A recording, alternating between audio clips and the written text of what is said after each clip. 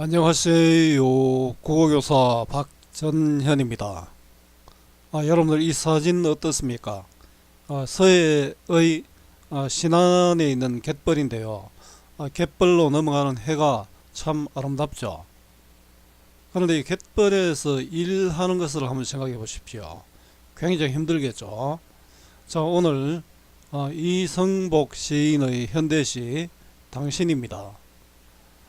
우리들의 마음을 노래한 시라고 했는데 그 의미는 무엇일지 한번 생각해 보면 좋겠습니다.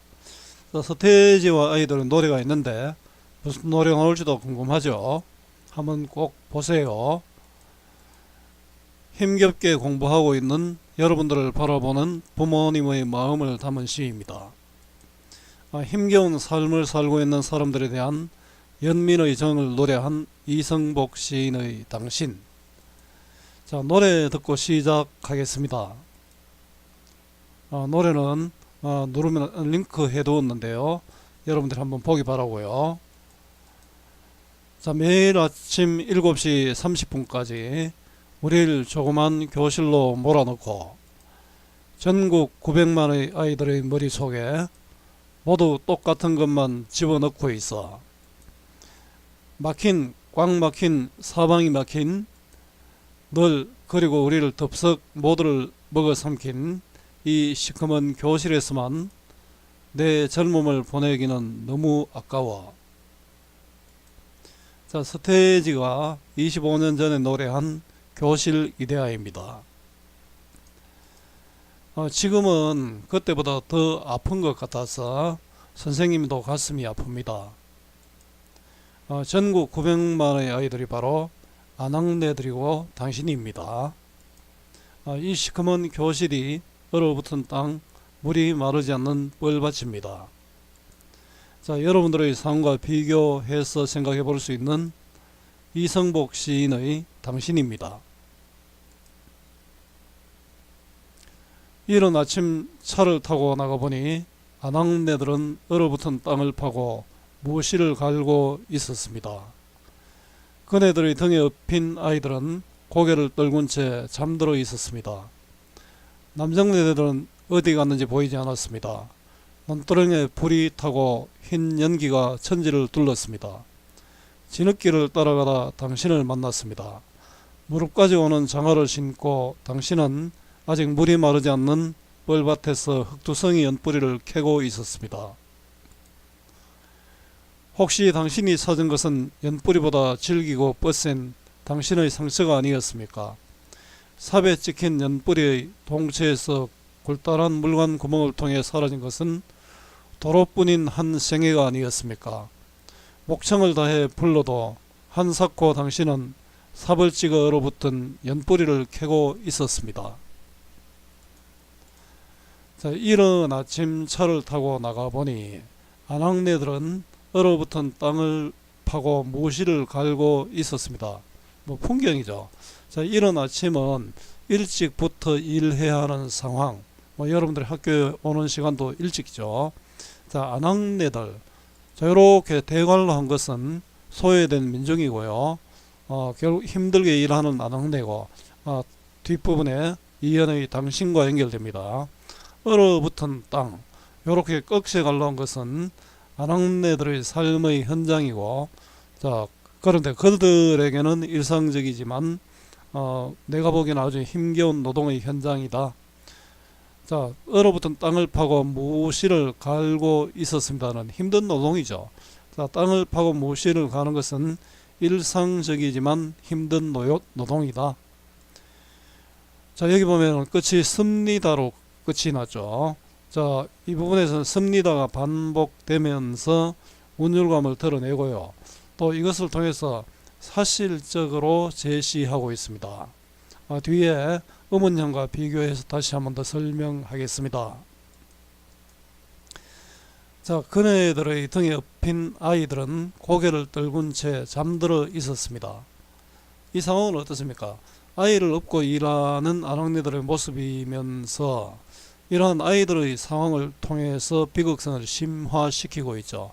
요즘 여러분들이랑 요즘 아이들이 자라는 것과는 상당히 다르죠. 자, 남성네들은 어디 갔는지 보이지 않았습니다. 사실 이런 힘든 일을 하면 남자들이 해야 되잖아요. 그러니까 남자들이 보이지 않는다. 자, 이렇게 힘든 일은 남자가 해야 하는데 여자들이 하고 있다. 좀 안타까운 그런 모습이죠. 논두렁에 불이 타고 흰 연기가 천지를 둘렀습니다. 자, 논두렁에 불이 타고 흰 연기. 자, 이거는 아마 겨울철 벌레들을 잡기 위해 봄이 되면 논두렁을 태우는 그런 모습입니다. 자, 이 부분은 아름답고 추억의 풍경이 아니고요. 여기 흰 연기, 희다라는 색채어를 사용하고 있습니다. 자, 얼어붙은 땅에서 힘들게 일하고 있는 아낙네들, 힘든 삶의 현장이 나타나 있습니다. 이 답답한 교실에서 공부하고 있는 여러분들의 모습과 대비가 되네요. 자, 진흙길을 따라가다 당신을 만났습니다. 아까는 이른 아침에 봤는데 진흙길을 걷기는 힘들죠. 자, 진흙길은 바로 힘든 길입니다. 그러니까 당신은 아마 힘든 일을 하고 있지요. 무릎까지 오는 장화를 신고 굉장히 힘든데, 그죠? 당신은 아직 물이 마르지 않는 뻘밭에서 흑투성이 연뿌리를 캐고 있었습니다. 당신은 힘들게 일하는 당신이고 소외된 민중이고요. 물이 마르지 않는 뻘밭은 역시 당신의 삶의 현장, 자, 당신에게는 일상적이지만 힘겨운 노동의 현장이 되고요. 이곳에서 흑투성이 연뿌리를 캐고 있다. 요즘은 연뿌리 전부 다 포크레인과 캡니다. 굉장히 심한 노동을 하고 있다. 자, 그들은 일상적인 삶의 현장이지만 굉장히 노동의 강도가 굉장히 높습니다. 1년과 반복이 되네요. 1년과 내용이 똑같은 내용이 반복됩니다. 그죠? 자, 뻘밭에서 연뿌리를 깨고 있는 당신. 자, 힘든 삶의 현장이고요. 자, 1년과 2년은 당신의 모습입니다. 그죠? 아낙네들과 당신의 모습인데요. 힘든 노동을 하는 당신입니다. 자, 혹시 당신이 찾은 것은 연뿌리보다 질기고 뻗센 당신의 상처가 아니었습니까? 사실 연뿌리도 우리 맛있게 먹지만은 굉장히 질기죠. 근데 뻗센 당신의 상처는 뻣뻣하고 억센 상처죠. 아마 그 피부에 이런 뻣뻣하고 억센 상처가 있으면 굉장히 아프겠죠. 고생하고도 상처만 남은 당신의 삶입니다. 그죠? 아니었습니까? 종결음이가 1, 2연의 씁니다에서 씁니까로 바뀌었죠. 씁니다는 서술인데 여는 대화 형식이다. 그죠? 이 대화 형식으로 생각하게 하면서 안타까움을 드러냅니다. 안타까운 심정을 드러내죠. 자, 서리법이 나타납니다. 당신의 상처가 맞다, 이런 뜻이죠. 자, 사회에 찍힌 연뿌리의 동체에서 골달한 물관 구멍을 통해 사라진 것은 도로뿐인 한 생애가 아니었습니까? 자, 사회에 찍힌 연뿌리는 상처난 당신의 삶이고요. 이게 바로 도로뿐인 한 생애다. 너의 삶이 바로 도로뿐인, 도로는 헛수고다. 그죠? 헛수고뿐인 한 생애다. 자, 도로는 다시 설명하겠습니다. 헛되이 수고한다. 버름없이 애쓴다. 결국 이렇기 때문에 당신이 안타깝고 불쌍하지요. 자, 그래서 그 다음 부분에 보면 목청을 다해 부릅니다. 목청을 다해 불러도, 목청을 다해 불렀을 때 대답이 있으면 다행이겠죠.